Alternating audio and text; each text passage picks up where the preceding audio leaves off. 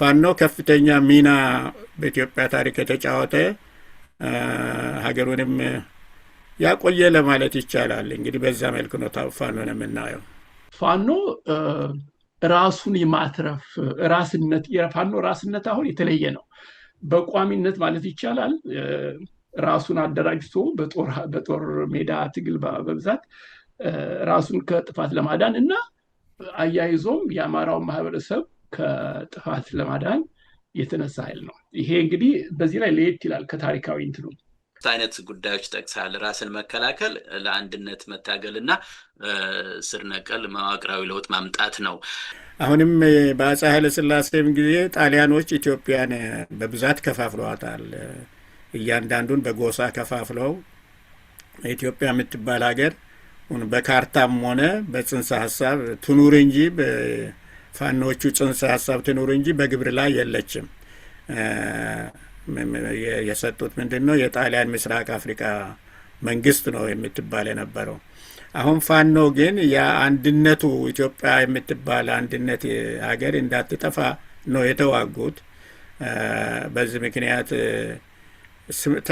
ምንድን ነው ተመሳሳይነት አላቸው ማለት ነው ከአሁኑ ሁናቴ ጋር። አሁንም ቢሆን ኢትዮጵያ በጽንሰ ሀሳብ ትኖራለች እንጂ እውነቱን ለመናገር በጎሳ ተከፋፍሎ እያንዳንዱ ራሱን የቻለ መንግስት ነው ማለት ይቻላል። ታዩት ሶስት አይነት ጉዳዮች ነው ያልነው ዛሬ። ቢያንስ ሶስት የጦርነት አውድማዎች አሉ። አንደኛው ስለ ራሱ ፋኖ ምንነት የሚያወዛግብ ጉዳይ እሱ ላይ እናወራለን። የፖለቲካውን ነገር ለማየት እንሞክራለን። ከዛ ደግሞ ሚዲያው አለ ደግሞ ወደ መጨረሻ አካባቢ ጊዜ ካለን እሱንም እንነጋገራለን ብለን ነው የቀረብነው። ግን ምክንያቱም አብዛኛው ጣሊያንኛም በደንብ የማይችል ነበረ።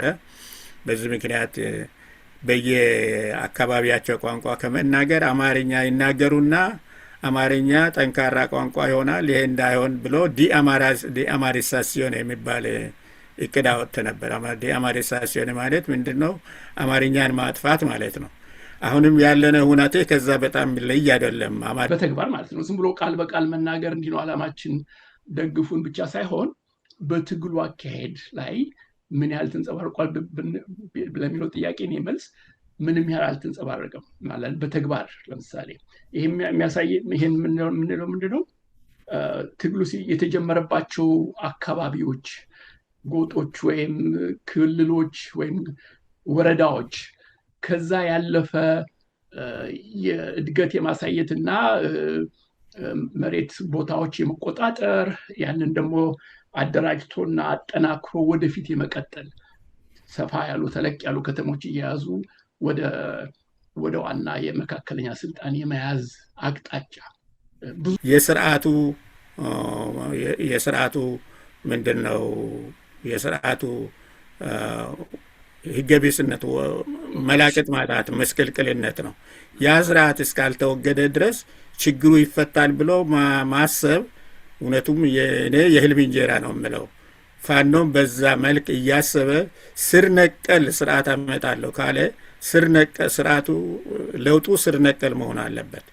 ባህላዊ፣ ምሁራዊ፣ ፖለቲካዊ ተጽዕኖ መፍጠሪያ መሳሪያ ናቸው ሚዲያ መረጃ እንትኖች እና እሱ ደግሞ ትግል ደግሞ ዝም ብሎ የተኩስ ጦርነት ብቻ አይደለም ትግል እና እሱን ለመመለስ ግን በተለያዩ ነገሮች በሚዲያውም በምኑም ስናየው በጣም ፕሮፓጋንዳ በመጥፎ በኩል በየለያዘውና ብዙ ስላለ ህዝቡን እስከሚያሰለች ጊዜ ድረስ ነው አሁን የምናየው። በቃ ይሰለቻል። ሁላችንም አንዳንድ ጊዜ ቤታችንን ዘግተን የሚሰማን ነገር አለ። ባጭሩ የሚሰጠው ሐሳብ ይሄ ነው። ከአማራ አካባቢ አልፈው ወደ ሌላውም መሄድ አለባቸው። ምክንያቱም ሌሎቹ ምንድነው ተመችቷቸው አይደለም የሚኖሩት ያሉት አቅም ንዋንሷቸው የሚያደርጉት ጠፍቶባቸው ይህ ስርዓት መቼ ነው የሚጠፋ እያሉ ሁሉም እኔ እንግዲህ ከሌላውም እሰማለሁ በየቦታው ሁሉም ተስፋ በፋኖ ተስፋ አድርጎ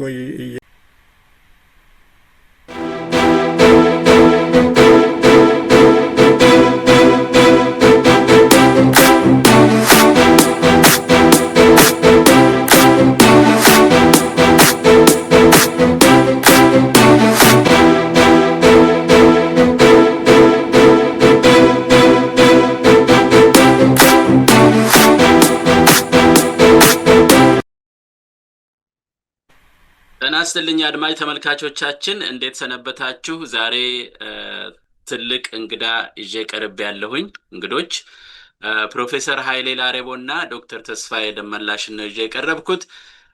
የምንነጋገርበት ጉዳይ በጣም ወሳኝ ጉዳይ ነው።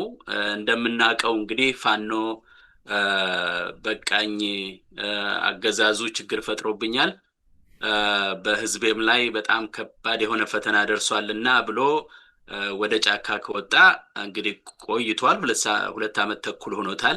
እንግዲህ ወደ 3ኛ ዓመቱ እየተሸጋገረ ነው ያለው። በዚህ ሁኔታ ግን ብዙ አወዛጋቢ ሁኔታዎች ይታያሉ። ከዚህም ከዚያም ሁሉም የየራሱ አጀንዳ ይኖረዋል። በዛ መሰረት አንዳንድ ጊዜ ግልጽ ያልሆኑ ብዙ ነገሮች ይመጣሉ እና በዚህ ምክንያት እንግዲያው ጥርት ያለ ነገር ወይም ግንዛቤ ጥርት ያለ ግንዛቤ መፍጠር እንዲቻል አንዳንድ ጊዜ ምሁራን በደንብ ይሄን ነገር ገባ ብለው ተንተን ቢያደርጉት መልክ ሊያስይዙት ይችላሉ ከሚል አንፃር ነው ዛሬ ሁለቱን ይዤ የቀረብኩትና ዋናው እንግዲህ ፋኖ ምንም ብናቀውም ለዚህ ነው ጥርት ያለ ስል መልእክቱ ምንድነው የፋኖ ዛሬ የሚለውን ነገር እናያለን እና ለምንድነው የሚታገለው፣ ማንን ነው የሚወክለው፣ አንዳንድ የተዛባ ትርጉምም ካለ ምንድነው ግልጽነት ከዛ ውስጥ ወይም ደግሞ ግልጽ እንዲሆን የሚፈልገው ነገር የሚለውን ሁሉ እናያለን። ምክንያቱም ዋናው መልእክቱ በደንብ ሲተላለፍ ለትግሉንም ያግዛል ብለን ስለምንገምት ነው እና ይሄን ካልኩኝ በኋላ እንግዲህ አስቀድሜ ብዙ እንዳልናገር እንኳን ደህና መጣችሁ ፕሮፌሰር ኃይሌ እና ዶክተር ተስፋዬ። ወንደና ቆየ። አመሰግናለሁኝ እንግዲህ ስለጋበዝከን እና ይህን ፕሮግራም ስላዘጋጀን እናመሰግናለን።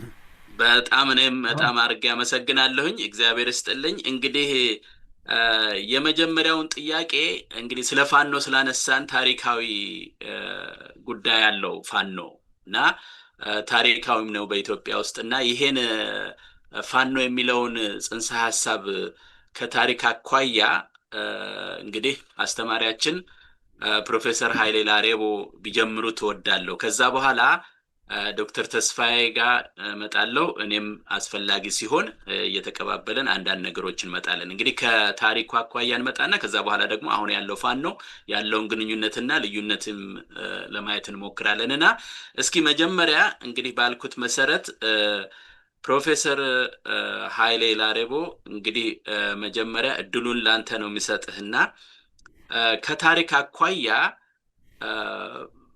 ፋኖ ምንድነው? ፋኖ ስንልና ከኢትዮጵያ አኳያ በተለይ ልዩስ ነው ወይ ለኢትዮጵያ የተለየ አይነት ነገር ወይ ይሄ ኮንሰፕት ራሱ ጽንሰ ሐሳቡ ፋኖ ሲባል የሚለውን እስኪ እሱን ተንተን አድርግልን መጀመሪያ። አመሰግናለሁ። እንግዲህ በጣም ጥሩ ጥያቄ ነው። በፋኖ ላይ የተደረገ ጥናት እውነቱን ለመናገር የለም። በጣም አስፈላጊ ጥናት ነው፣ ግን ብሎ ጥናት ብሎ የተደረገ ጥናት የለም። ግን በኢትዮጵያ ታሪክ ፋኖ ከፍተኛ ቦታ የሚይዝ ነው። የሀገር ጠባቂ እንደማለት ነው። ምክንያቱም ሀገር በምስቅልቅል ውስጥ በችግር ውስጥ ስትወድቅ ሁል ጊዜ ሀገሩን ለመጠበቅ የሚዘምት ወዶ ዘማች ማለት ነው። ቃል በቃል የተረጎምን እንደሆነ በታሪክ ከ16ኛ ዘመነ ምህረት ጀምሮ የፋኖ ታሪኩ ባይጻፍም በኢትዮጵያ ታሪክ ውስጥ ከ16ኛ ዘመን ጀምሮ ፋኖን እናያለን። ግን በጣም ግልጹ ነው የሚታየው በአጼ ቴዎድሮስ ነው። አጼ ቴዎድሮስ ሀገሩ ምስቅልቅሉ ሲወጣ በብዙ ገዢዎች ላይ ተከፋፍላ ስለነበረች ያንን አንድ ጋር ለማምጣት፣ በሌላ በኩል ደግሞ ገበሬው ከልክ በላይ ተሰቃይ ስለነበረ ያንን ፍትህና ሀገሩን በደንብ ለማስተዳደር ፈልገው ከውጭ ሀገርም ደግሞ እነ ግብጾች ይወጉ ስለነበረ ያንን አንድ ብሔራዊ ጠንካራ መንግስት ለማቋቋም ስሉ ሽፍታ ሆኑ፣ ያው ፋኖ ሆኑ ማለት ነው። በመጨረሻ ላይ ግብጾች ምን ያህል ወደፊት እንደገፉ፣ ኢትዮጵያ ምን ያህል ወደ ኋላ እንደቀረች በማየት ቀስ በቀስ እየተዋጉ መጨረሻ ላይ ስልጣኑን ጠቅልለው ያዙ። እንግዲህ መጀመሪያ ጊዜ ፋኖ ስናይ ስልጣኑን ሲጨብጥና ሀገሩን በአንድ ጋር አምጥቶ ለማስተዳደር ስበቃ በአጼ ቴዎድሮስ ነው የምናየው። ከዛ ቀጥሎ በጣሊያን ጊዜ እናያለን። በጣሊያን ጊዜ እንደምታዩት በጣም ወጣቶች የሆኑ ሰዎች እንደነ ጃጌማ ከሎ የ15 ዓመት ወጣት ሀገር ተወረረች በጠላት ተያዘች ብለው በዛ እድሜያቸው ሰራዊት አስከትለው ወደ ጦር ሜዳ ገብተው በመጨረሻ ላይ ለድል በቅተዋል። እውነቱም ለመናገር እንግሊዞች ነው ያሸነፉ ቢባልም እንግሊዞች በቀላሉ ሊያሸንፉ የቻሉት ምንድን ነው? የአርበኞቹ ከልክ በላይ መስዋዕት ሆነው ለ5 ዓመት እየተዋጉ ሀገሩን ስላቆዩት ነው። እንግዲህ እዚህ ነው ፋኖ የምናየው። እዛ እንግዲህ የምናየው ችግር ሁልጊዜም ያለ ችግር ነው። አፄ ቴዎድሮስ ስልጣኑን ምንድን ነው ባላንጣዎቻቸውን አሸንፎ ስልጣን ከጨበጡ በኋላ የፈለጉትን ለማድረግ ማዕከላዊ መንግስት ለማቋቋም ኢትዮጵያ ስነ ስርዓት ያላት መንግስት እንድትሆን ገበሬውም እፎይ ብሎ እንዲሰራ አድርገውታል። ማለት ስልጣኑን ስለጨበጡ ማለት ነው። የአርበኞቹ ግን እርስ በርስ ምንድን ነው መነታረክ አንድ ጋር ለመምጣት አለመቻላቸው ጣሊያን እስከ 5 ዓመት ሊቆይ ችሏል። መጨረሻ ላይ እንግዲህ አንድ ላይ ያደርጋቸው የቻለውና የንጉሠ ነገስቱ ከእንግሊዝ ሀገር መምጣትና የእንግሊዞች በጦርነቱ መግባት ነው። እንግዲህ አሁንም የምናየው ችግር በዛ ላይ የተመሰረተ መሰለኝ ይመስላል። እንግዲህ በደንብ አድርጌ እውነቴውን አልተከታተልኩም። ፋኖ ከፍተኛ ሚና በኢትዮጵያ ታሪክ የተጫወተ ሀገሩንም ያቆየ ለማለት ይቻላል። እንግዲህ በዛ መልኩ ነው ፋኖን የምናየው። በሌላ በኩል ኢትዮጵያዊነትን ነው የሚያንጸባርቀው። ፋኖ የጎሳ የወገን የዘር የቋንቋ ሳይሆን የታሪክን የኢትዮጵያን ታሪክ ማዕከል አድርጎ የተነሳ ኢትዮጵያዊነትን ኢትዮጵያውያንን በሙሉ ያቀፈ እንቅስቃሴ ነው። በጣም አመሰግናለሁኝ። አዎ እንግዲህ ኢትዮጵያዊነትን የተላበሰ ነው። እንግዲህ ችግር ሲፈጠር አገር ሲበተን መንግስት ሲጠፋ ማለት ይቻላል ያን ጊዜ ወራሪ ሲመጣ የሚነሳ አገሩን የሚያድን ፋኖ ነው። በጣም አመሰግናለሁ። እንግዲህ ይሄን ነገር ከአያይዘን ካሁኑ ጋር ለማየት በኋላ መመለሳለሁ ወደ አንተ አንዳንድ ነገሮች እኛ ካነሳን በኋላ እና ዶክተር ተስፋዬ እንግዲህ ይሄ ከሆነ ፋኖ የአሁኑ ፋኖ በተለያየ መንገድ ሲገለጽ እናያለን እና ሪሊ ይሄ ታሪካዊ አመጣጡን ትርጉም ይዞ ነው ወይ ያለው አሁን ፋኖ? መልእክቱስ ምንድን ነው? እዚህም እዚያም የተለያየ ነገር ይነገራል። የተለያየ ላይሆንም ይችላል፣ የተለያየ አገላለጽም ሊሆን ይችላል። ግን ግልጽ ባለ መንገድ አንዳንድ ነገር ሲቀርብ ጥሩ ነው ብዬ ስለማስብ ከዛ አንጻር የአሁኑ ፋኖ ያለው ግንኙነት ከድሮው ጋርና እንደገና ዋናው ሪሊ የፋኖ መልእክት ምንድን ነው? በእርግጥ ህዝብ ተጎዳ ተብሎ ነው የተነሳው፣ ግን ምንድን ነው ምን ለማድረግስ ነው የሚፈልገው የሚለውን ነገር እስኪ ትንሽ በሱ ላይ እናብራራ። ዶክተር ተስፋዬ። መልካም እንግዲህ ፋኖ አሁን ፕሮፌሰር ኃይለ እንዳለው የታሪካዊ ሚናው ግልጽ ነበረ።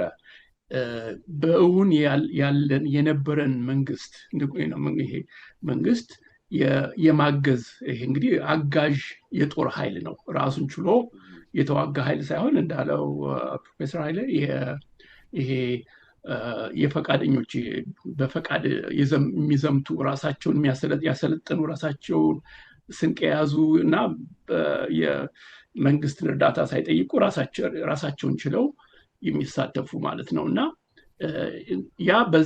ያ ነው እንግዲህ ታሪካዊ ሚናው ያ ነው። በብዛት እንግዲህ የሆነ መንግስት ነበረ ይነስም ነው ውጤታማ ይሁን አይሁን በደንብ አያስተዳድርም መንግስት አለ ነበረ። ከሱ ጋር እሱን ማገዝ ነው እንግዲህ። አሁን ግን እንግዲህ እዛ ላይ ደግሞ አንዱ ነገር ምንድነው በጽንሰ ሀሳብ ፋኖነት ራሱ ያን ጊዜ የነበረው እንትን አገርን ከችግርና ከጥፋት ማዳን መርዳት ብቻቸውን ፋኖ ኃይሎች ብቻቸውን ሳይሆን ያለን የመንግስት ኃይል የጦር ኃይል እያገዙ አገርን ከጥፋት ማዳን ወይም ከወራሪ ማዳን ነው ማለት ነው እና በአንዳንድ በዚህ ረድፉ የአሁኑ ፋኖም አንዳንድ ተመሳሳይ ሚናዎች አሉት የሚጫወታቸው ፋኖ ደግሞ ግን ልዩነቶች አሉ። በጣም ዋና የሆኑ ልዩነቶች አሉ። እሱ እንግዲህ ልዩነቱ ምንድነው? አሁን መንግስት ያለው መካከለኛ መንግስት አገር የሚያስተዳድረው መንግስት አገዛዙ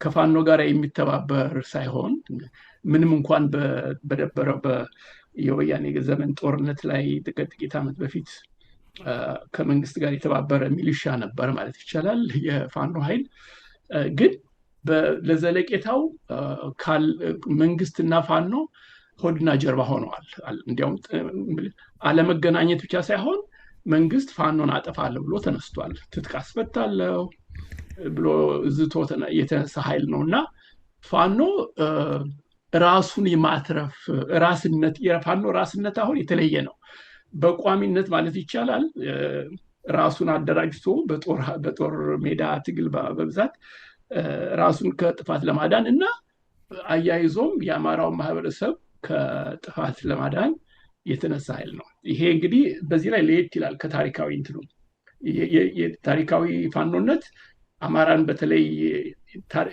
ኢላማ ያደረገ ኃይል ስላልነበረ መንግስትም ሆነ ሌላ ይሄን ያህል ለይቶ አማራን ለማዳን የሚል ጭንቀት አልነበረም አሁን ግን አማራ እንደ አማራ ህዝብ ዋናው ፋኖነትን ከታሪክ ተነስቶ ከታሪካዊ ሁኔታዎች ተነስቶ በአሁኑ አውድ ለመታገል የተነሳው ፋኖ ራሱንና አማራ ማህበረሰብ ለማዳን ለማትረፍ ነው ከዛም ደግሞ አገርን ቀጣይ ለማድረግ ነው እንግዲህ እና ይሄ ነው በዚህ ይለያል ግን ምንድነው ዓላማው ለሚለው ጥያቄ መልእክቱ ያለው መልእክት የፋኖ እንዳልኩት የአማራውን የህልውና ከጥፋት መከላከል የኢትዮጵያን አንድነት እና ቀጣይነት ማረጋገጥ ትግል ከዛም አያይዞ በድል አድራጊነት የፖለቲካ ስልጣን ጨብጦ ይዞ መዋቅራዊ ለውጥ ማምጣት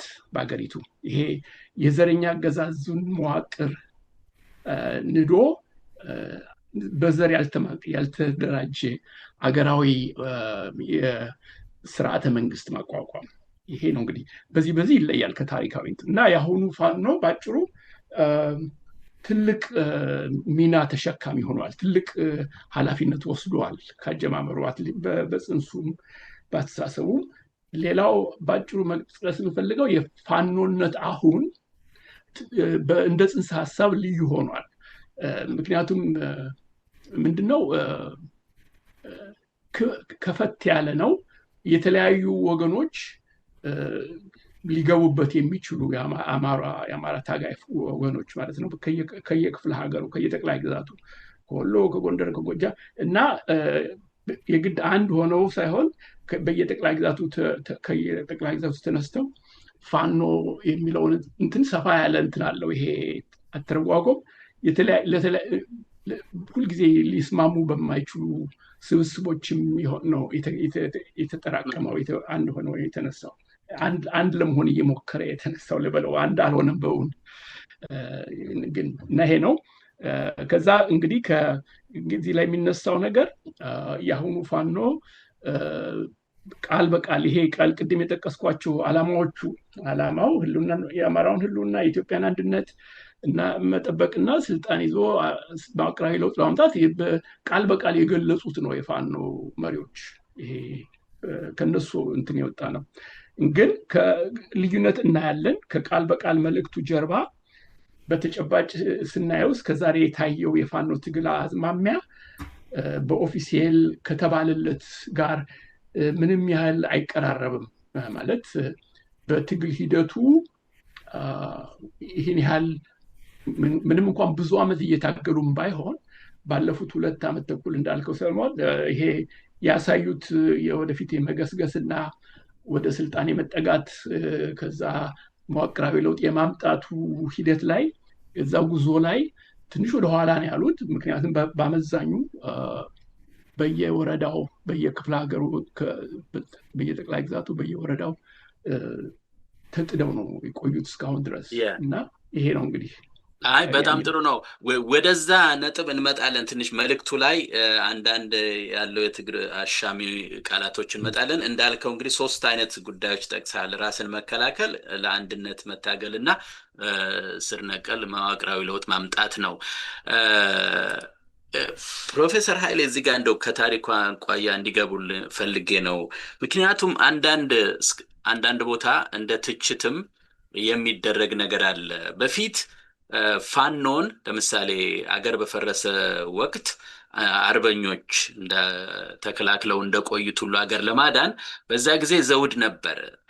እሱን ለማዳን ነው የሚያሰባስባቸው ኃይል። አሁን ግን እንደዚህ አሁን የተጠቀሱት ነገሮች ሁሉን ያሰባስብ በኋላ እንመጣበታለን። ምክንያቱም አንዳንዱ የተነሳበት የተለያየ ምክንያትም ሊኖረው ይችላል የሚል ገለጻ ስላለ እንደው ከዛ አንጻር ምናልባት የሱም ጉድለት እንዳይሆን ብዬ እንደው በዚህ መካከል ላይ እንድትገባ ፈልጌ ነው። የዚህ ፋኖን ራሱ በአንድ የጋራ ዓላማ የሚያስነሳው ዘውድ ስለነበረ አልነበረም ወይ የሚባል አባባል ስላለ እንዴት ታየዋለህ? እሱም ብዬ ነው ከአሁኑ ጋር። አዎ ዶክተር ተስፋዬ ባሉት ላይ ሲጨምር አንዳንድ ነገር ሊጨምር ፋኖ የሚነሳው በተነሳበት ወቅት ሁሌም ክፍፍል አለ። ኢትዮጵያ የምትባል ሀገር በጽንሰ ሀሳብ ትኑር እንጂ በግብር አልነበረችም። በዘመነ መሳፍንት የጎጃሞች መንግስት አለ፣ የበጌምድሮች የጎንደሮች መንግስት አለ፣ የትግሬዎች መንግስት አለ፣ የሸዋዎች መንግስት አለ። እነዚህ ግንኙነትም ይልቁኑ የሸዋ ምንም አይነት ግንኙነት የለውም። ራሱን የቻለ ንጉሥ አደራጅቶ ነው ይተዳደር የነበረው። እንግዲህ የፋኖ መነሳት የአጼ ቴዎድሮስ መነሳት እነዚህን 3 ኃይሎች አንድ ጋር አምጥቶ ኢትዮጵያ የምትባል ሀገር እንድትደራጅና እንድትቋቋም ነው። በአንድ መንግስት ጥላ ስራ እንድትተዳደር። ገበሬውም በዛን ጊዜ እንግዲህ የገበሬ ህይወት በጣም አስጨናቂ፣ አስቸጋሪ፣ ታይቶ የማይታወቅ አጼ ቴዎድሮስም ቴዎድሮስ የተባሉበት ዋናው ምክንያት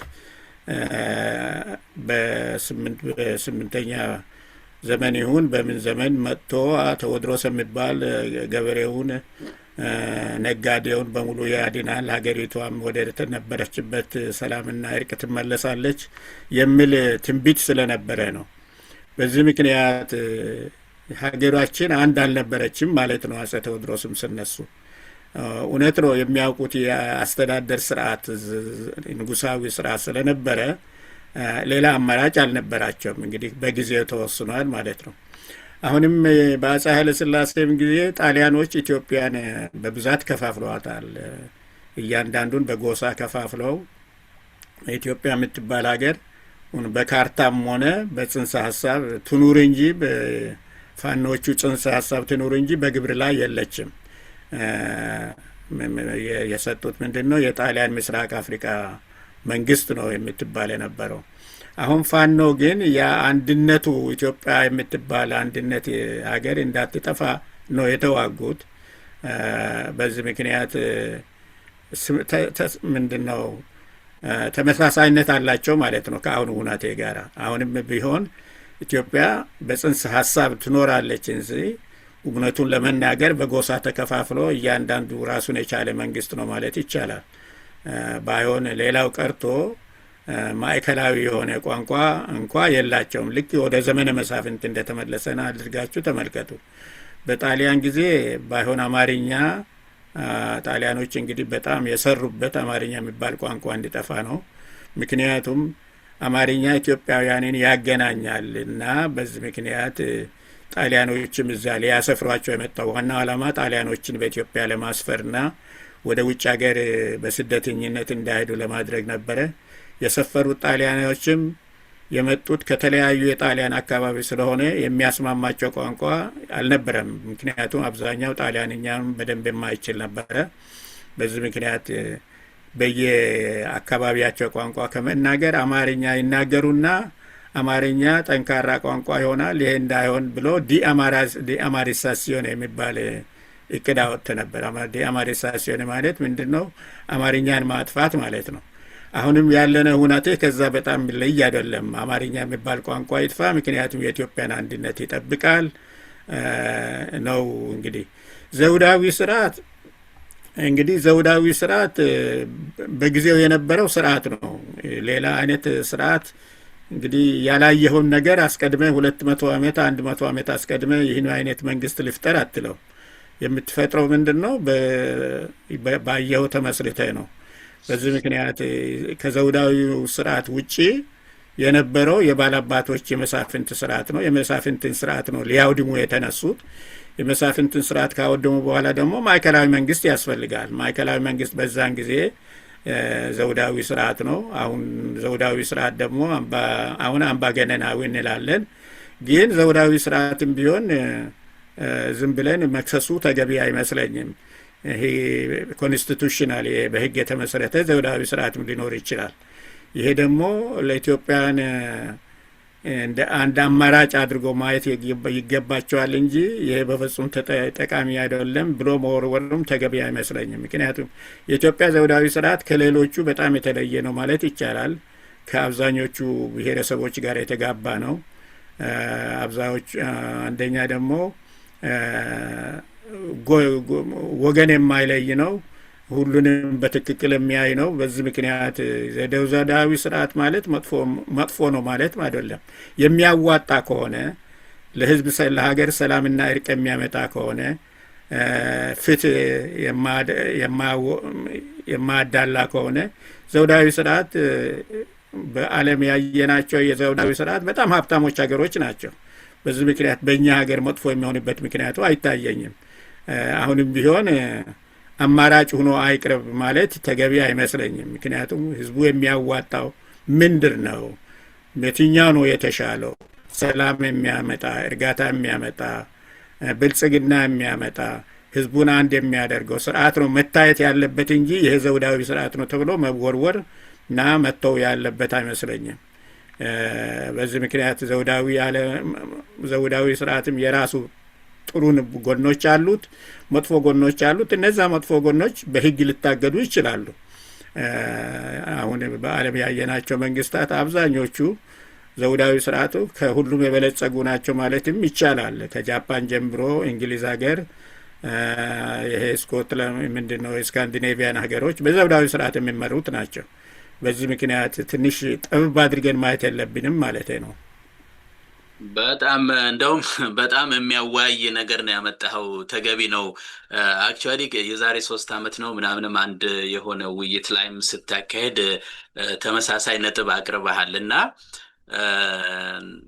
እውነትም ስታየው እንደው ከአጀንዳችን ውጭ ይሆናል እንጂ በተያያዘ መልኩ ስታየው ግን እንደ መጥፎ ማየቱም ተገቢ አይደለም የሚለው አማራጭ ሆኖ እንኳን እንዳይቀርብ ከዛም ከዚህም የሚባለው ነገር እውነት ትክክል አይደለም። ያ እንግዲህ ወደ እንትን ያመጣናል። ያው ደርግ ሲፈርስ ምናምን የሚል ነገር ውስጥ ስለምንገባ እንደው ወደዛ አልገባም ብዬ ነው እንጂ በጣም ተገቢ አስተያየት ነው በእኔም በኩል። እንደው አረ ነው ዶክተር ተስፋዬም እንግዲህ የምትለውን ልትል ትችላለህ። አሁን ወደዚህ እንምጣ፣ ወደ ፋኖ ነው እና ወደዚህ ስንመጣ እንግዲህ ኦኬ የአሁኑ ዘውዳዊ አገዛዝ የለም፣ ግን አሁን በፕሮፌሰር ኃይሌ ላሪቦ አቀራረብ አማራጭ ሆኖ የማቀርብበት ምን ምክንያት የለም የሚል አንድ ሐሳብ ነው።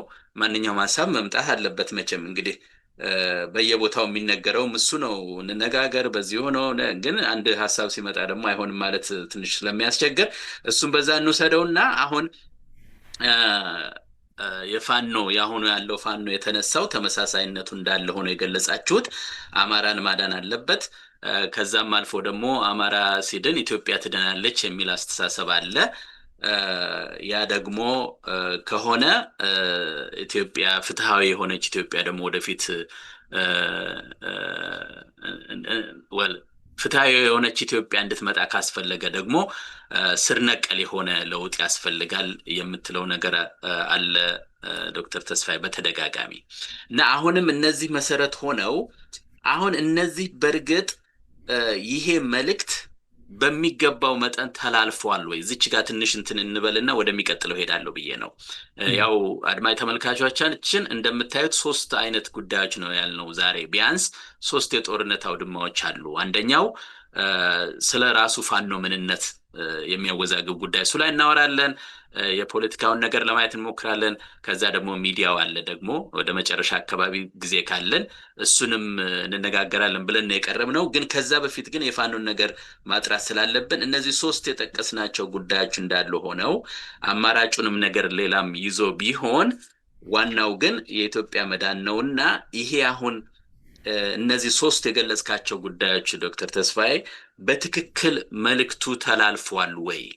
አሁን እኛ ያቅማችን እናደርጋለን፣ ግን ያ መልእክት ደግሞ የሚሄደው የት ነው? ለኢትዮጵያ ለህዝቡ ነው የሚሄደው። ለህዝቡ ሲሄድ ደግሞ የተከፋፈለች ነገር ነው አሁን ያለችው። እንደተባለው ብዙ ጽንፈኞች አሉ። ስለዚህ የመንግስትም ቢሆን ብዙ ጊዜ ኦሮሞማ እያለን እንጠቅሳለን። ይሄም መንግስት ቢሆን የዛ እምነት ስለሌለው መልእክቱ እንዲስተላለፍ አይፈልግም። በተቻለ መጠን ወይ ያዳክመዋል ወይ ያጠፈዋል። ያው ፊዚካሊም እያጠፋቸው ነው። ያው በድሮን በምን ሐሳቡም እንዲጠፋ ይፈልጋል። እና ታዲያ በዚህ ሁኔታ ውስጥ እንዴት ነው ይሄ መልእክት መጀመሪያ ሰምሮ እንዲሄድ የሚያስፈልገው? አንድ ሁለተኛ ደግሞ ከህዝቡም ጋር አያይዘህ እንደው በደንብ ጨብጦ እንዲሄድም ትንሽ ምስተላልፈው ብቻ መልእክት ካለ ወደ ሁለተኛ ጉዳያችን እንገባለን ብዬ ነው። እስቲ እዚህ ላይ እንጠቅልል። መልካም። እርግጥ ነው ግን ይሄ ስር ነቀል ለውጥ የሚለውን የኔ ሐሳብ ብቻ ሳይሆን የፋኖ ወገኖችና መሪዎች በየጊዜው የራሳቸው የተናገሩት ነው። እንደ ዓላማችን መልእክታችን ብለው ይሄ ዘረኛ አገዛዝ ለማንም አይበጅም፣ ለተጠሪ ወገኖች ነገዶች ራሳቸው ትግሬዎችም ቢሆኑ ኦሮሞዎችም ቢሆኑ አማራው በእርግጥ ተጎጂን የሆነው በእንትና አይበጅም የሚልና ይሄ የዘረኛ አገዛዝ ራሱ አሁን እንግዲህ የፋኖን ትግል እዚህ ላይ ትንሽ አስቸጋሪ ቦታ ላይ የሚያስቀምጠው ምንድነው? አማራው ነገድ ሆኖ እንደ ነገድ የህሉና አደጋ ስለተጋረጠበት ያንን ሲቋቋም አማራ ሆኖ እንዲጠፋ ስለተፈለገ በአማራነቱን ከጥፋት ለማዳን ሲል ይሄ ነገዳዊነቱን ወደፊት እና ወደ መሃል ማምጣቱ የግድ ነው ያለ ነው አይደል? ግን ያ ማለት እሱ የዘር ፖለቲካ ይገፋል ማለት አይደለም። እዚህ ላይ ብዙ ወደፊት ልንወያይ እንችላለን። ግን አሁን ላነሳው ጥያቄ ፕሮፌሰር ሰለሞን የአማራው እና ሶስቱ አልኩ ዋናዎቹ እንዳልኩት የአማራውን ህልውና ከጥፋት መከላከል፣ ኢትዮጵያን አንድነት እንግዲህ አማራው ደግሞ በታሪክ ከኢትዮጵያ ህልውና ጋር የተዋሃደ ማንነት ስላለው የኢትዮጵያን አንድነትና ቀጣይነት ማረጋገጥ ዓላማው አድርጓል። እንዳልኩት ደግሞ ስር ነቀል ለውጥ ብሎ አስቧል። እነዚህ ዓላማዎች ምን ያህል በብቃትና በውጤታማነት ተሰራጭተዋል በኢትዮጵያ መጀመሪያ በአማራው ዘንድ ራሱ በአማራው ማህበረሰብ ዘንድ፣ ከዛ አልፎ ደግሞ የኢትዮጵያ ሌሎች ማህበረሰቦች አለ አይደለም የአማራው ጋር ሊታገሉ የሚችሉ እና እሱ እንዴት ነው ለሚለው ትንሽ መሰረታዊ ችግር ቅድም ጠቆም አድርጌ ያለው አሁን ትንሽ ግልጽ ለማድረግ ይበልጥ እንግዲህ መልእክቱ ሲተላለፍ ቃል በቃል ነው የተገለጸው። ይሄን አንክድም ብለዋል ተናግረዋል። ግን የፋኖ ኃይሎች እስከዛሬ ያሳዩት ተጨባጭ ወይም እውን የትግል አካሄድ ወይም ጉዞ እነዚህን ዓላማዎች ሶስቱ ዋና ዓላማዎች ተግባራዊ የማድረግ አዝማሚያው ምን ያህል ነው? እና እኔ በእኔ ግምት እንግዲህ የኔ ግምት ነው ይሄ አዝማሚያው እስከዚህ ደምቆ የሚታይ አይደለም። በእኔ ግምት አሰራሩ ማለት ነው። ይሄን ምለው ምንድነው ይሄን ሳቀርብ እኔ ሐሳብ የኔ ዝም ብሎ አስተሳሰብ ወይ አስተያየት ሳይሆን መሬት ላይ ያለውን የፋኖን ትግል አካሄድ ስናየው እስካሁን እርግጥ 2-3 ዓመት በቂ ትንሽ ጊዜ ነው። በሌሎች በታሪክ ባያየናቸው የአብዮት የሌሎች አይነት ትግሎች የፈጁትን ጊዜ ስናይ እርግጥ አጭር ጊዜ ነው። ግን ለፋኖ አካሄድ ፋኖ በጣም በሚደንቅ ሁኔታ ተነስቶና ፈጠን ብሎ ትልቅ ደረጃ ደርሷል በጦር ኃይል ክምችትና ድርጅትና ስልጠና እና ያንን በሚመጥን መልክ ወደፊት ምን ያህል ሄዷል ወይም በእምቅ ኃይሉን የሚመጥን እንትን አካሄድ አሳይቷል ወይ እነዚህን ዓላማዎች ለማስረጽ በህዝቡ ዘንድ በተግባር ማለት ነው። ዝም ብሎ ቃል በቃል መናገር እንዲህ ነው ዓላማችን ደግፉን ብቻ ሳይሆን በትግሉ አካሄድ ላይ ምን ያህል ተንጸባርቋል ለሚለው ጥያቄ እኔ መልስ ምንም ያህል አልተንጸባረቀም ማለት በተግባር ለምሳሌ ይሄ የሚያሳይ ይሄን ምንለው ምንድነው ትግሉ የተጀመረባቸው አካባቢዎች ጎጦች ወይም ክልሎች ወይም ወረዳዎች ከዛ ያለፈ የእድገት የማሳየትና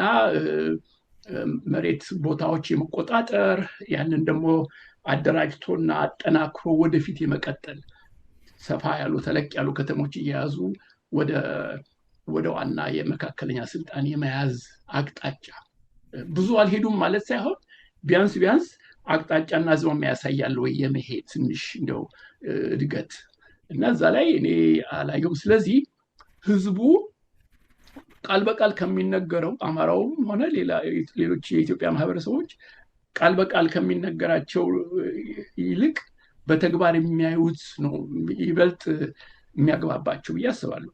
ለምሳሌ አሁን ፋኖ ኃይሎች በየወረዳው ሊቆጣጠሯቸው የቻሏቸው ቦታዎች ውስጥ ምን ያህል የስርዓታዊ ለውጥ እንቅስቃሴ አሳይተዋል። ለምሳሌ የአገዛዝ ዘይቤ የግብርና ወይም ደግሞ ህዝቡን የማናሳሳት የማነቃቃት እና ወደ እነሱ ማምጣት ላይ ስልጠና የመስጠት ትምህርት የማድረግ የመዋቅራዊ ለውጥ ምንድነው ትምህርት የመስጠትና የህዝቡን ንቃተ ህሊና የማሳደግ እንዲህ አይነት ነገሮች የስርዓታዊ ለውጥ ምልክቶች ናቸው እና እሱ ላይ ብዙ አላየንም። ይልቅስ ምንድነው ያየነው በብዛት ይሄ አካባቢያዊ ለምሳሌ ጠቅላይ ግዛታዊ ሆነ ደግሞ ከጠቅላይ ግዛትም አነስ ወረድ ብሎ ይሄ ወረዳዎች አካባቢዎች ላይ የፋኖ ግጭቶች ምናምን እናያለን እና ይሄ ነው። በዚህ ምክንያት ዓላማዎች ሁሉ ተስፋ የተጣለባቸውን ያህል እየተንደረደሩ ወይም ደግሞ እየተገፉ አይደለም በእኔ ግምት እና በዚህ ምክንያት መልእክቱ ደብዘዝ ብሏል። ደብዘዝ ያለው ደግሞ ያገላለጽ ችግር ሳይሆን እንደገና ለማረጋገጥ የአሰራርና ያንን ስራ ላይ የመዋል የእንቅስቃሴ እና እርግጠኛ ነኝ ደግሞ ያስተሳሰብ ስርዓታዊ ለውጥ ስትል ሰውን ስትቀርብ ህዝቡን ሰፋ ያለውን ህዝቡን ስትቀርብ ማሳየት አለብህ ምን ማለት እንደሆነ ማስረዳትና ህዝቡ እንዲደግፈው ማነቃቃትና ማነሳሳት ያለ ነው እና በዚህ ምክንያት መልእክቱ እንደዚህ ደብዝዟል ማለት እንችላለን። ከዛም ደግሞ የመልእክቱ ትርጉም አሻሚ ሆኗል። ምክንያቱም በገለጻ ዝም ብሎ በክርክር አይነት ብሎ መቅረቡ በቂ አይደለም። በአስተሳሰብ ጠለቅ ብሎ ወይም ሰፋ ብሎ ምን ማለት ነው ይሄ እነዚህ ጥያቄዎች ይሄ ዓላማ ምን ማለት ነው እንዴት ነው ስራ ላይ የሚውለው ብሎ እሱንም በደንብ ማሳየት እና እርግጥ ያተረጓጎም ልዩነት ጭራሹን ይጠፋል ማለት አይደለም። በምንም አይነት ትግል ሁልጊዜ በፋኖ ኃይሎች መካከልም ሊኖር ይችላል አንዳንድ አተረጓጎም ምክንያቱም ሁኔታዎች ሊለያዩ ይችላሉ። ወሎ ውስጥ የሚካሄደው እና ጎጃም ሊለይ ይችላል ከጎንደር እንደዛ አይነት ነገር ግን ዞሮ በዋናነት መሰረታዊ ስምምነት መፈጠር ይኖርበታል በግቦቹና ግቦቹን ተግባራዊ በማድረጉ ረገድ ምን ያህል ስምምነት አለ እና ይሄ ነው እንግዲህ የሚታየኝ ይሄ እዚህ ላይ ወሳኝ የሆነ መሻሻል ካልታየ መልእክቱ እንደ ደበዘዘ ሊቆይ ይችላል። ይሄ ደግሞ አደገኛ ነው። ወደኋላ ልንናገር እንችላለን። አደገኛ ነው ለፋኖ ንቅናቄ። አይ ጥሩ ነው። እንግዲህ ወደዛ ከማለፋችን በፊት እንደው ዝም ብዬ የራሴን አስተያየት ለመስጠት ያህል አንድ እዚህ ጋር የተለያየ ነገር አቀረብኩ መሰለኝ። የኛ አንድ ጊዜ አንድ ለማሳየት የፈለኩት ነገር አለ። በተለይ እንግዲህ አንድ የሆነ ሰሞኑን አንድ ጽሁፍ ስጽፍ ነበርና እንደው ዝም ብሎ በግራፍ መልክ ለማየት ሞከርኩኝ። ይሄን ያነሳሁት ለምንድን ነው? መልእክት አለ፣ የፋኖ ዋና ጉዳይ አለ።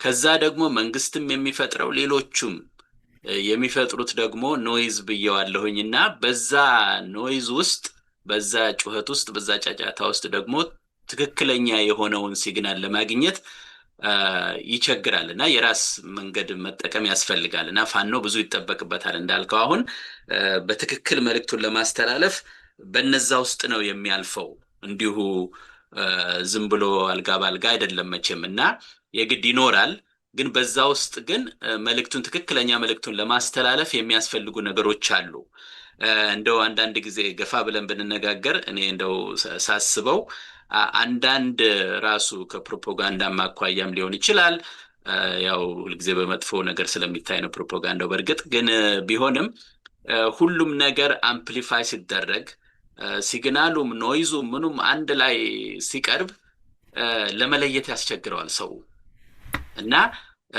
ምንም የግምት ጉዳይ ይሆናል እና ግልጽነት ይጎለዋል ስለዚህ ግልጽነት የሚኖረው እንዳልከው እነዚህ ነገሮች ኖይዝ ብየዋለሁ እነሱ በሙሉ አይጠፉም እንዳለ ነው ግን ቢሆንም መልእክቱን ግን በሚገባ መንገድ ማስተላለፍ አንድ ነገር ነው በእኛ ተጨባጭ ሁኔታ ደግሞ ለዛ የተመቸች አይደለም ኢትዮጵያ በርግጥ አሁን ቅድም ፕሮፌሰር ኃይሌ ላሬቦ በደንብ ጠቅሶታል እና በጽንሰ ሐሳብ ደረጃ ስናየው የድሮ አንድነት ኢትዮጵያ የምትለው ነገር አስቸጋሪ ወቅት ላይ ስላለች ሁሉም በአንድ ነገር ላይ አይደለም ያለው የክልል ብለው ምናምን የከፋፈሉት ነገር አለ ሁሉም የየራሱ ንጉስ አለው ስለዚህ በዛች ውስጥ መልእክትን ለማስተላለፍ አሁን የምንለውን ራስን ተከላክሎ አንድነትን ጠብቆ የኢትዮጵያን ጉዳይ እንደገና መዋቅራዊ ለውጥ ለማምጣት ከባድ ነው እና ብዙ ስራ ይጠይቃል ለማለት ፈልጌ ነው እና ይሄን ካልኩኝ እኔ ወደ እንደው ለመሸጋገር ያህል የራሴን ሐሳብ ለመስጠት ነው ይሄን ካልኩኝ ወደ ሚቀጥለው መሄድ ፈልጋለሁኝ ወደ ሚቀጥለው ጥያቄ ቆይ ሰለሞን ይቅርታ አዎ እሺ ያው ወደ ሚቀጥለው ጥያቄ ከመሄድ በፊት አሁን የመልእክት ትንሽ ስርጭቱ የተበላሸ መሆኑ እና ፍሬ ነገሩ ከሌላው ይሄ ዝም ብሎ ከጩኸቱ የሚለየው እንዴት ነው ላልከው ራሱ መልእክቱ ላይ ከማተኮራችን በፊት የቃል በቃል መልእክቱ ገለጻው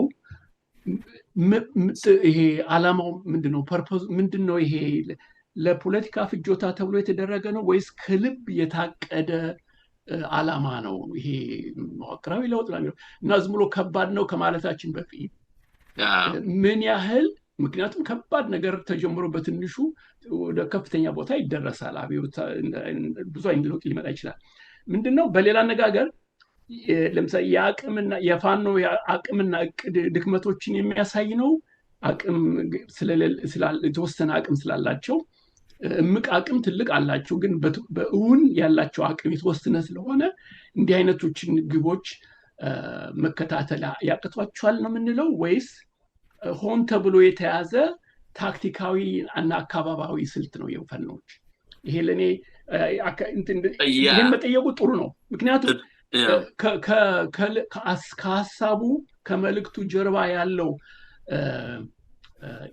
ኢንቴንሽን ይሄ አላለም ዓላማው ልክ ካልመጣ መልእክቱ ራሱ ዝም ብሎ ሊጠራ አይችልም አየው እና በዛ ነው ስለዚህ እንዴት መሰለ እዚህ ላይ እንደው ለመግባት ያህል ኦኬ አሁን እንግዲህ እኔ ዘባልኩት መሰረት አንዱ መልእክት አለ መልእክቱ የሚተላለፍበት መንገድ አለ ያው ተቀባይ አለው አሁን መልእክቱ ራሱ ከተበላሸ አስቸጋሪ ነው ግን መልእክቱን የሚያስተላልፈው ደግሞ አካል ራሱም ከተበላሸ እሱም ችግር ነው አሁን እንደገባኝ አገላለጽ ያንተ ከተሳሳትኩ አርመኝ መልእክቱን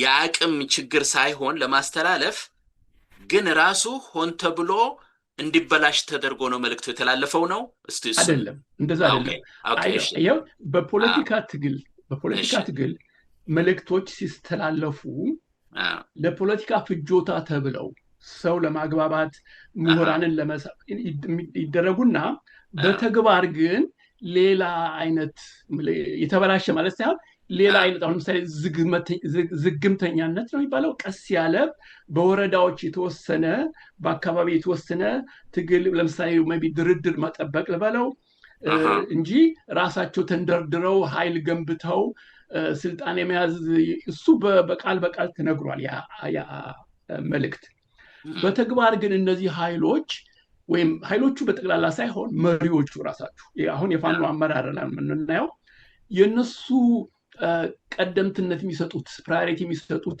በወረዳ ውስጥ ሆነው የራሳቸውን መያዝና ያንን መክተው ከወረራው እየመከቱ ሳይጠፉ ቆይተው ምናልባት ድርድር ወይ አደራዳሪ ሲመጣ ለመቅረብ ነው።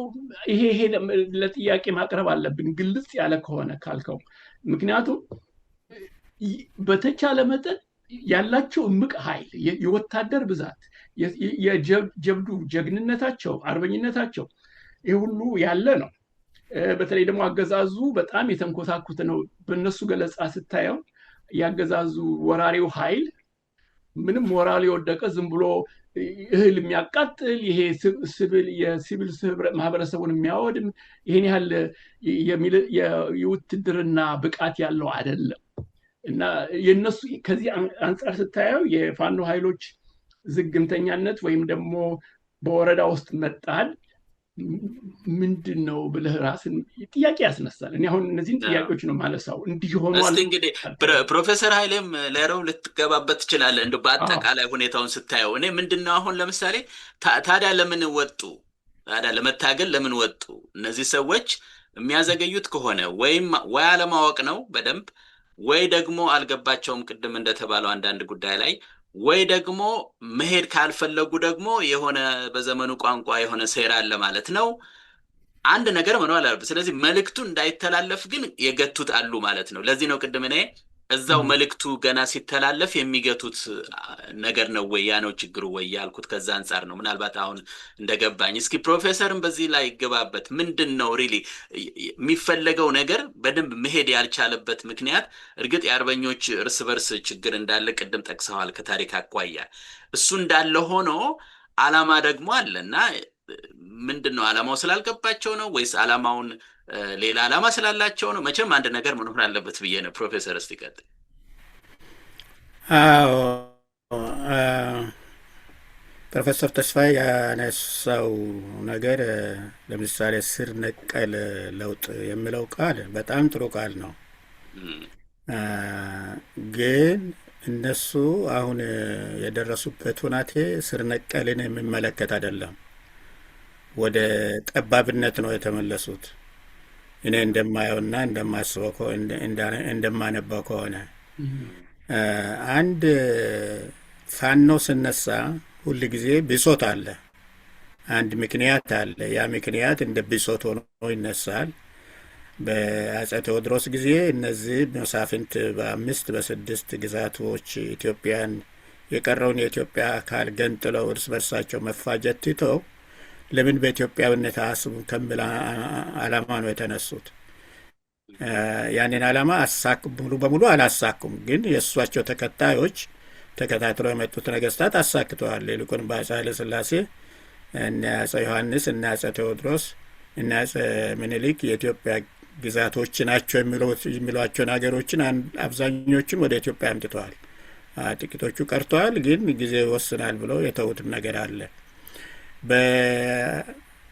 በጣሊያን ጊዜ ችግሩ ጣሊያኖች መብት አይጠብቁም፣ ኢትዮጵያውያን በጎሳ ይለያያሉ፣ ሁሉንም ነገር መሬቱን ለጣሊያን ወስዶን የሚሰጡ ይሄ ብሶት ነው እንግዲህ እነ ጀማ ከሎን ወደ ጦርነት ሜዳ እንዲገባ ያደረገው።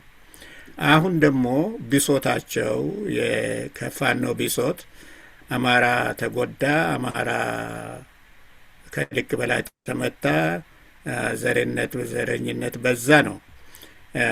ይሄ ብሶት ነው። ያ ብሶት በዚያው ተወስኖ ከቀረ እርስ በርሳቸው ያው መጠላለፍ ወይ ደግሞ መጨረሻ ዓላማቸውን ሳያሳኩ ይቀራሉ እንጂ ወደ ከፍተኛ ደረጃ ሊደርሱ አይችሉም። አሁን እዚህ የሚያስፍለው ስር ነቀል አስተሳሰብ ነው። ወደዚህ ደረጃ ለመድረስ የበቃ ነው በምን ምክንያት ነው? ፋኖም አማራም እንዲሰደድ የተደረገው፣ አማራ የሚለው ህዝብም እንዲፈጠር የተደረገው፣ ኢትዮጵያ በጎሳ እንድትከፋፈል በቃችው በምን ምክንያት ነው ብሎ መጠየቅ ያስፈልጋል። ስር ነቀል የሚባለው እንግዲህ ያለውን ስርዓት ስትቀበል ሳይሆን ያለውን ስርዓት ተችተ አሰላስለ አገናዝበ አውጥተ አወርደ አስበ የትኛ ስርዓት ነው የሚሻል ብለህ ስትመጣ ነው። አሁን ፋኖ አማራን ነጻ ማውጣት ከሆነ የአማራን ሕልውና ብቻ ማዳን ከሆነ የትም የሚደርስ ድርጅት አይመስለኝም። ምክንያቱም ችግሩን አልፈታውም። ችግሩ ተመልሶ ይመጣል። ማስታገሻ ጊዜ ወይ ደግሞ መግዣ ጊዜ ሊያገኝ ይችላል። ግን ችግሩ ስርዓቱ ነው። ስርዓቱ እስካለ ድረስ የአማራ ማንነትም ይጎዳል፣ የሌሎችም ይጎዳል። ኢትዮጵያ የምትባል ሀገርም ትጎዳለች። ዝም ብላውን እነሱ ራሳቸውን ማታለል የለባቸውም። ቁጭ ብለው አስቸጋሪ ቢሆን የማይዋጥም ቢሆን ለትውልድ መገንባት አለባቸው። ለጊዜ ብቻ አይደለም። የአማራን ብሶት ማስወገድ ብቻ አይደለም የሚወገደው። እንዴት ነው? ምን አይነት ስርዓት ቢጣል ነው በሚለው ነው። አንደኛ ታሪክን ማንበብ አለባቸው። እኔ ሁል ጊዜ እንግዲህ የታሪክ ሰው ስለሆንክ ነው ልትሉኝ ትችላላችሁ። ግን ታሪክ በጣም አስፈላጊ ነው። ወደ ታሪክ መመለስ አለብን። አምባገነኖች ሁል ጊዜ አላማቸው ሳይሳካ ሲቀር ወደ ታሪክ ነው የሚመጡት። የራሳቸውን ትርክት ይፈጥራሉ። ታሪክ ሳይሆን ተረት ይፈጥራሉ ማለት ይቻላል።